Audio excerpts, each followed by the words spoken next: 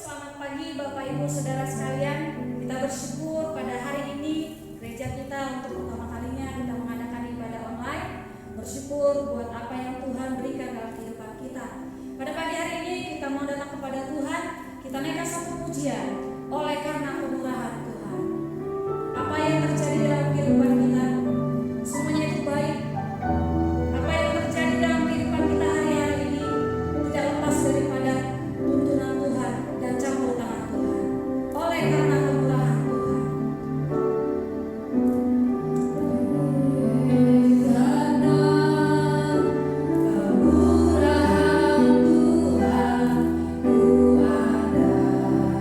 Sampai hari ini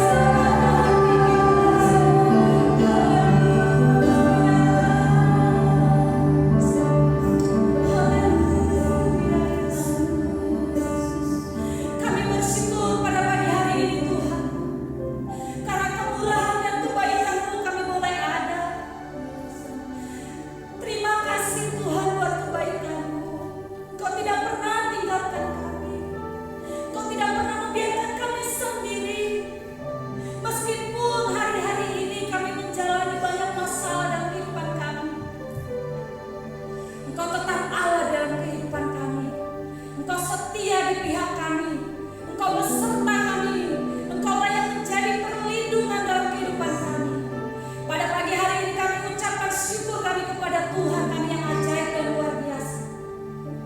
Terima kasih Tuhan buat hari yang baru Kau berikan bagi kami. Terima kasih buat kesehatan dan kekuatan. Terima kasih buat kesempatan yang Tuhan berikan untuk kami datang kembali ke dalam rumah Tuhan. Meskipun kami Tuhan ada beribadah di dalam rumah kami masing-masing, kami percaya lawatan dan jamaah Tuhan ada di sana. Kami percaya Roh Kudus-Mu menyertai bahkan memberikan pengilhaman bagi kami waktu kami beribadah kepada Tuhan. Kami siap memuji Tuhan pada pagi hari ini dalam nama Tuhan Yesus Kristus. Haleluya.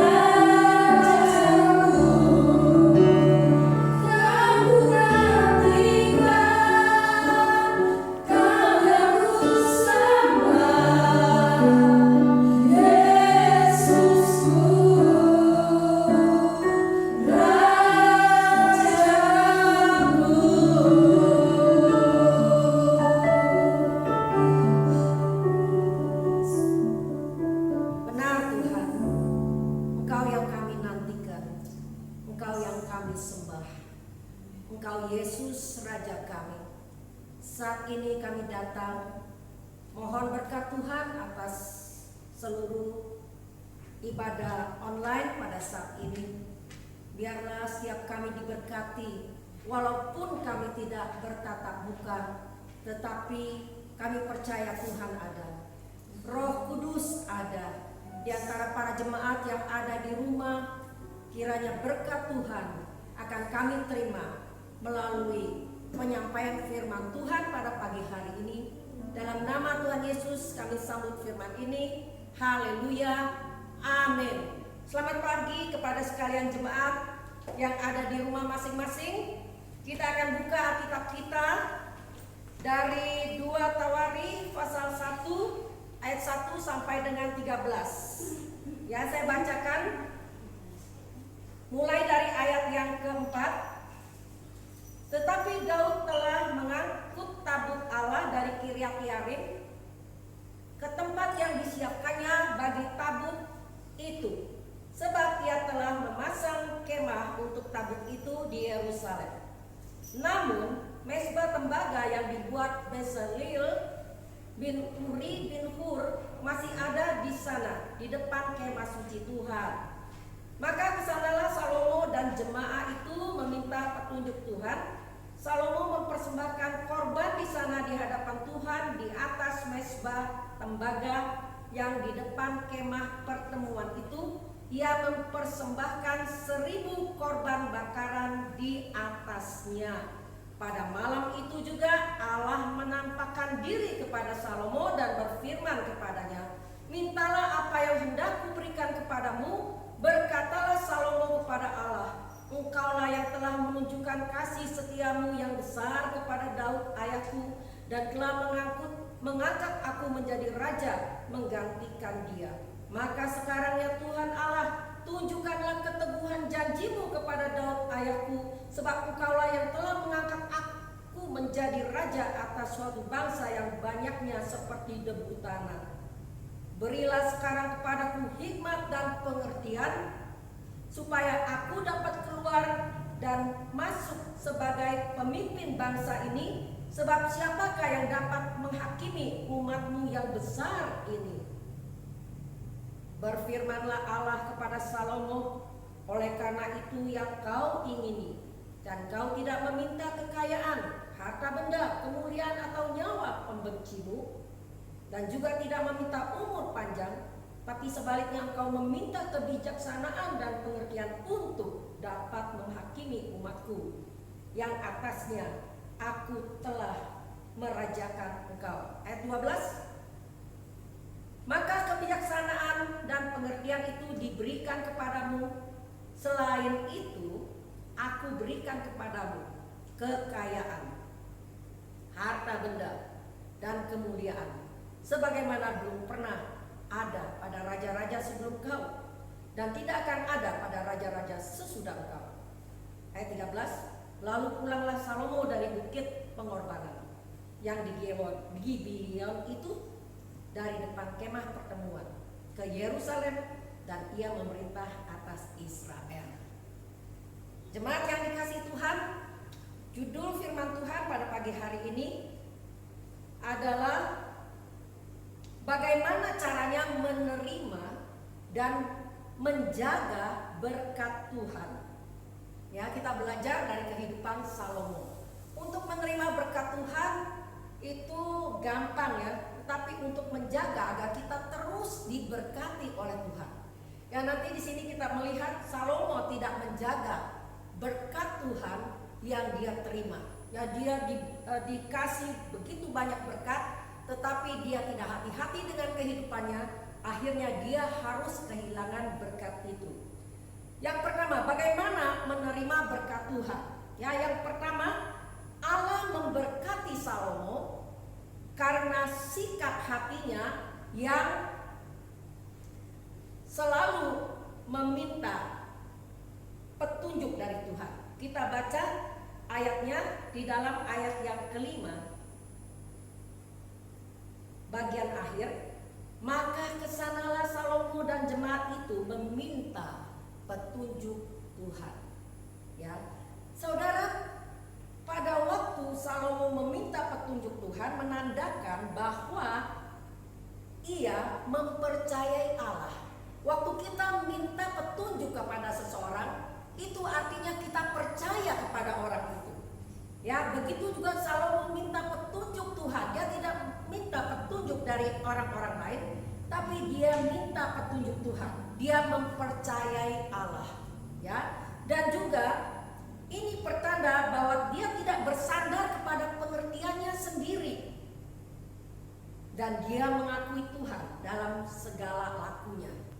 Amsal pasal 3 ayat 5 katakan, percayalah kepada Tuhan dengan segenap hatimu dan janganlah bersandar kepada pengertianmu sendiri, dan akuilah Tuhan dalam segala jalanmu, ya, maka dia akan meluruskan jalanmu.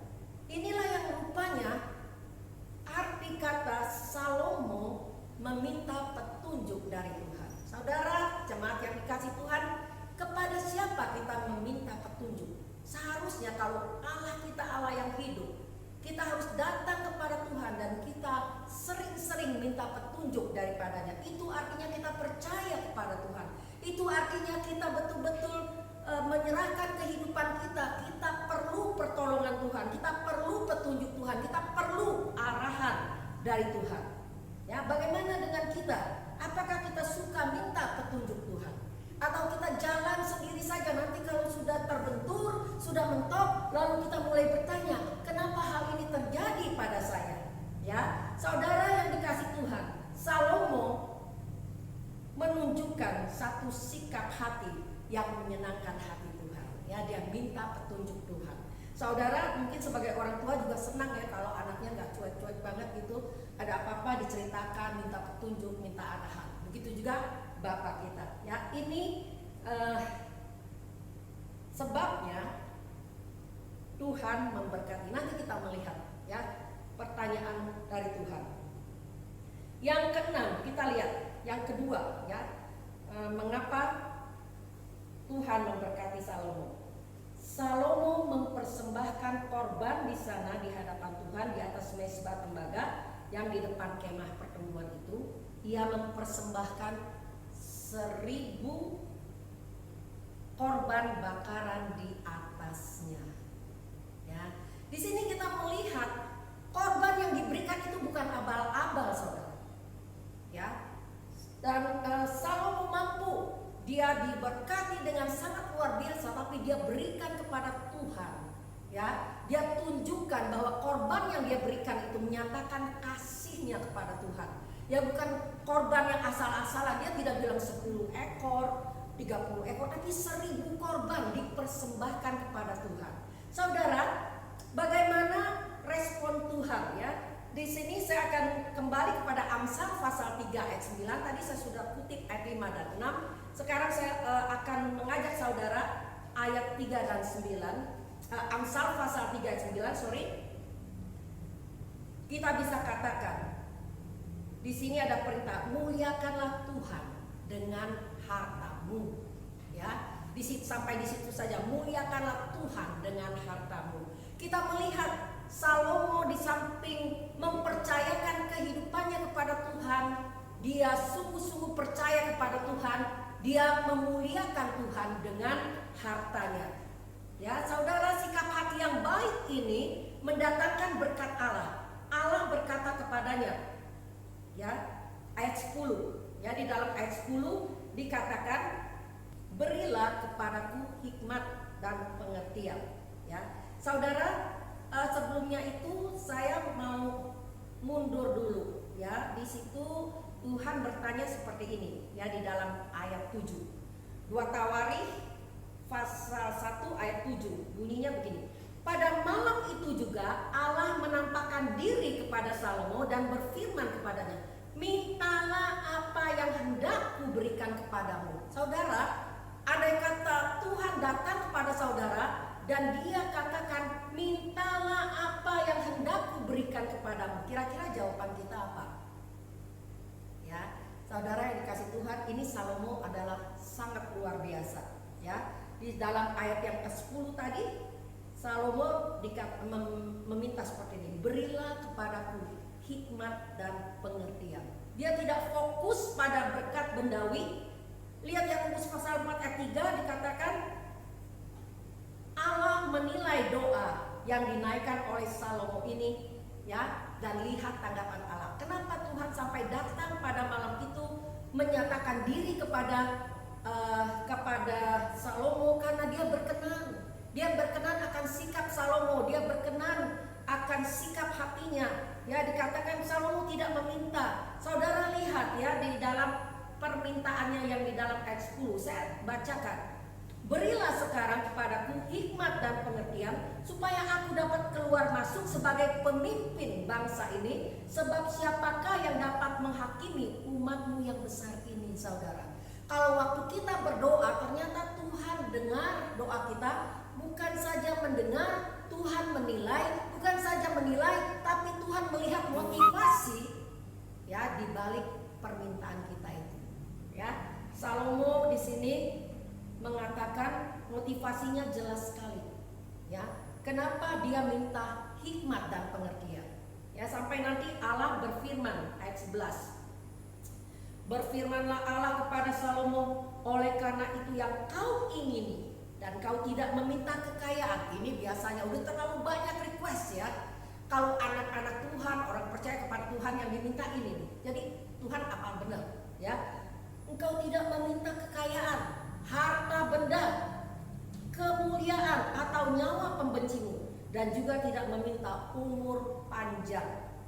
Juga tidak meminta umur panjang, tetapi sebaliknya engkau meminta. Dia detil sekali, ya. Tuhan itu detil sekali, dia mengingat setiap ucapan doa kita, ya. Tuhan tidak salah mengutip. Engkau meminta kebijaksanaan dan pengertian untuk dapat menghakimi, ini motivasinya, untuk dapat menghakimi umatku yang atasnya aku telah merajakan kau. Luar biasa, ya. Salomo diberkati sampai Tuhan sendiri menyatakan diri yang minta, ya. Mintalah apa yang hendak kuberikan padamu. Wow, sungguh sangat luar biasa, ya. Kita sebagai anak Tuhan, orang percaya tentunya, saudara, kita banyak yang berdoa. Pernah gak kita mengevaluasi, selama ini aku berdoa kepada Tuhan, apa ya yang ku minta? Ya, apakah yang ku minta itu selaras dengan keinginan Tuhan? Dan yang kedua, apakah yang saya minta itu menyenangkan hati Tuhan? Kalau kita meminta sesuatu yang menyenangkan hati Tuhan, gak banyak-banyak, Tuhan sendiri datang kepada kita dan Dia akan bilang, ya, mintalah apa yang hendak kuberikan padamu. Tuhan kita adalah Tuhan yang murah hati, ya. Saudara yang dikasih Tuhan, di dalam ayat yang ke-12, ya, kita lihat sekarang. Karena, ya, Tuhan bilang engkau tidak meminta kekayaan, tidak meminta harta benda, ya. Engkau tidak meminta kemuliaan, bahkan nyawa pembencimu, bahkan dikatakan engkau tidak meminta umur panjang, ya. Maka kebijaksanaan dan pengertian itu diberikan kepadamu. Saudara perhatikan kata selain itu, ya. Selain itu artinya sebagai tambahan. Selain itu aku berkata kepadamu, kekayaan, harta benda, kemuliaan yang tidak diminta, ya. Sebagaimana belum pernah ada harta benda, kemuliaan, sebagaimana belum pernah ada pada raja-raja sebelum kau dan tidak akan ada pada raja-raja sesudah engkau, ya. Karena itu aku akan memberikan, ya, apa yang tidak diminta. Yang biasa diminta oleh orang-orang itu adalah hal-hal yang sangat murah di hadapan Tuhan. Gampang sekali buat Tuhan untuk memberkati kita, ya, dengan kekayaan, ya, dengan harta benda, dengan kemuliaan, mudah sekali. Tetapi yang diminta oleh Salomo itu adalah yang menyentuh hati Tuhan. Motivasinya jelas, supaya dia jadi seorang pemimpin yang bisa dengan betul menggembalakan umat Israel yang katanya banyaknya seperti debu tanah itu. Saudara yang dikasih Tuhan, kita melihat yang pertama, saudara, ya, bagaimana menerima berkat Tuhan, ya. Kita harus minta petunjuk, kita harus percaya kepada Tuhan. Ya, kita mempercayai Allah dengan segenap hati. Lalu kita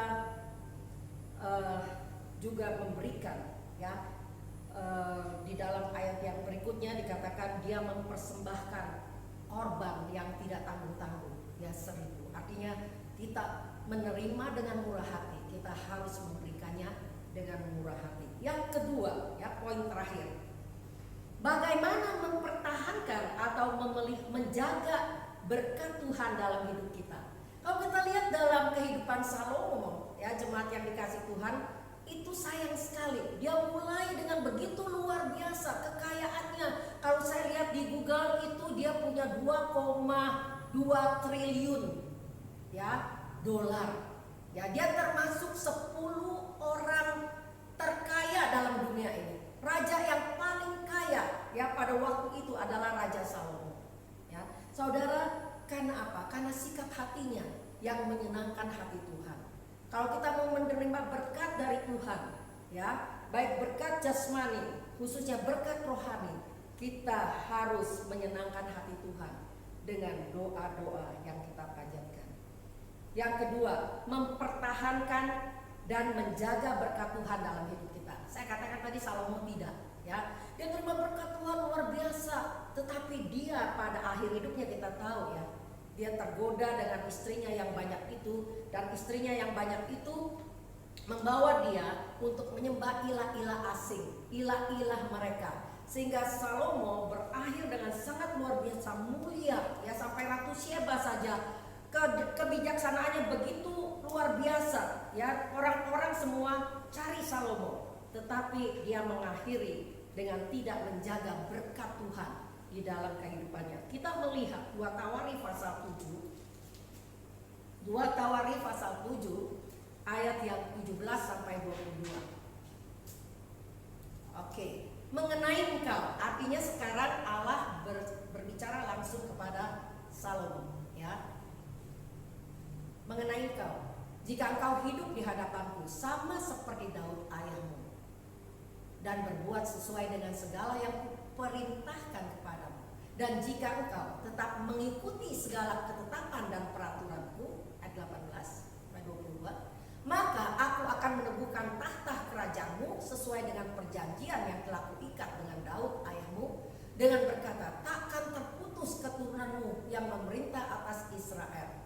Tetapi jika kamu ini berbalik dan meninggalkan segala ketetapan dan perintahku yang telah kuberikan kepadamu dan pergi beribadah kepada Allah lain dan sujud menyembah kepadanya, maka aku akan mencabut kamu dari tanahku yang telah kuberikan kepadamu, dan rumah ini yang telah kukuduskan bagi namaku akan kubuang dari hadapanku, dan akan kujadikan kiasan dan sindiran di antara segala bangsa.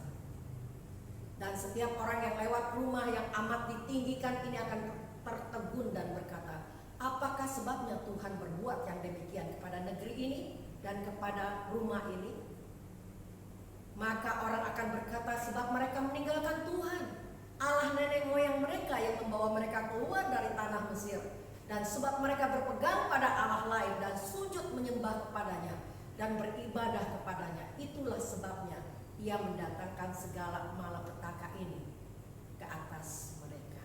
Jemaat yang dikasihi Tuhan, mungkin sudah banyak di antara kita yang menerima berkat Tuhan, tapi firman Tuhan pada pagi hari ini kita sudah lihat bagaimana untuk menerima berkat kita harus menaikkan doa-doa yang menyenangkan hati Tuhan, yang menyatakan bahwa kita itu percaya sungguh-sungguh kepada Tuhan, ya, kita sungguh-sungguh berpaut kepadanya. Itu sangat menyenangkan hati Tuhan. Pasti kita akan terima berkat. Tetapi setelah kita menerima berkat, ini ada awasan dari Tuhan. Berkat itu, ya, khususnya berkat rohani itu bisa hilang, saudara, pada waktu kita tidak hati-hati di dalam menjalani kehidupan Kristen. Mungkin kita sudah begitu diberkati, terberkati sampai tidak perlu lagi berdoa, semua ada. Semua yang kita perlukan ada, dan kita sudah mulai tidak setia lagi kepada Tuhan. Tadinya rajin beribadah, sekarang tidak beribadah. Tadinya rajin melayani, kita tidak melayani karena kita sudah berkelimpahan di dalam harta. Salomo dibelokkan dengan banyaknya istri-istri. Siapa yang bisa membelokkan komitmen dari seorang anak Tuhan. Mungkin kelebihan harta. Ya, ada di dalam Amsal, jangan kasih aku kekayaan ya sehingga aku lupa engkau, atau kemiskinan ya sehingga aku mengutuk engkau. Jadi ya sedang-sedang aja deh, daripada berkat itu membawa aku jauh daripada Tuhan, mendingan aku nggak usah diberkati. Sedang-sedang aja di mana aku benar-benar bisa mengikut Tuhan. Ya, demikian firman Tuhan yang bisa saya bagikan pada pagi hari ini. Ingat